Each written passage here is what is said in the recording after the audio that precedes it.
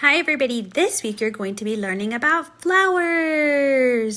If you go walking on a nature walk this week, I bet you're going to find a lot of wildflowers growing outside. Did you know flowers have many different parts to them? There's petals, there's stems and leaves and roots. Enjoy our read aloud today, and I can't wait to see some of your experiments that you do on flowers this week. Before we begin our read aloud, here's a joke for you. Why couldn't the flower ride a bike? Because it's lost its petals. The Tiny Seed by Eric Carle. Permission to be read by Simon & Schuster. It is autumn. A strong wind is blowing. It blows flower seeds high in the air and carries them far across the land. One of the seeds is tiny, smaller than any of the others. Will it be able to keep up with the others? And where are they all going? One of the seeds flies higher than the others. Up it goes. It flies too high and the sun's hot rays burn it up. But the tiny seed sails on with the others. Another seed lands on a tall and icy mountain. The ice never melts and the seed cannot grow. The rest of the seeds fly on, but the tiny seed does not go as fast as the others. Now they fly over the ocean. One seed falls into the water and drowns. The others sail on with the wind, but the tiny seed does not go as high as the others. One seed drifts down onto the desert. It is hot and dry, and the seed cannot grow. Now the tiny seed is flying very low, but the wind pushes it on with the others. Finally, the wind stops and the seeds fall gently down on the ground. A bird comes by and eats one seed. The tiny seed is not eaten.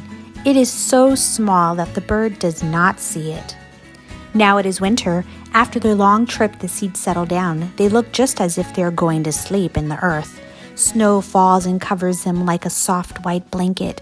A hungry mouse that also lives in the ground eats a seed for his lunch, but the tiny seed lies very still and the mouse does not see it. Now it is spring. After a few months, the snow has melted. It is really spring. Birds fly by, the sun shines, the rain falls. The seeds grow so round and full that they start to burst open a little.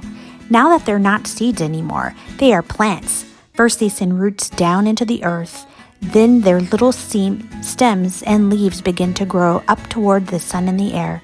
There is another plant that grows much faster than the new little plants. It is a big, fat weed, and it takes all the sunlight and the rain away from one of the small new plants, and that little plant begins to die. The tiny seed hasn't begun to grow yet. It will be too late. Hurry! But finally, it too starts to grow into a plant. The warm weather also brings the children out to play.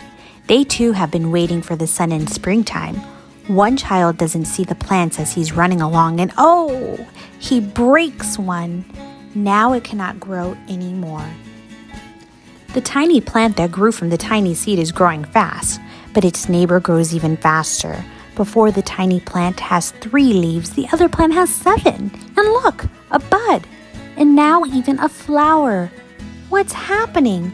First there are footsteps, then a shadow looms over them, then a hand reaches down and breaks off the flower.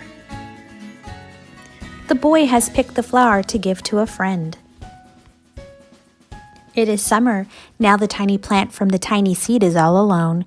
It grows on and on. It doesn't stop. The sun shines on it and the rain waters it. It has many leaves. It grows taller and taller. It is taller than the people.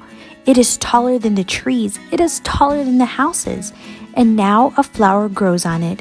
People come from far and near to look at this flower. It is the tallest flower they have ever seen. It is a giant flower. All summer long, the birds and bees and butterflies come visiting. They have never seen such a big and beautiful flower.